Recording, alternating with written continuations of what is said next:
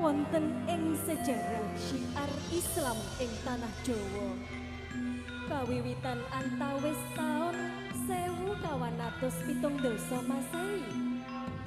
Rikala Praja Majapahit jumeneng Nata Prabu Kertabumi inggih Brawijaya gangsal. Para punggawa lan nayaka gawe sengsara para kawula. Awit upeti lan pajek dadi gonjinge kahanan kawula padesan. Akeh manungsa kurang pangan, sandangan ora nganggo salin, duit ora duwe, bejaji ora aji, usum paceklik, brandal pirang-pirang. Ing Kadipaten Tuban, putra tumenggung Wilotikta ingkang paring asma Raden Syahid rumaos trenyuh marang kahanan kaulane.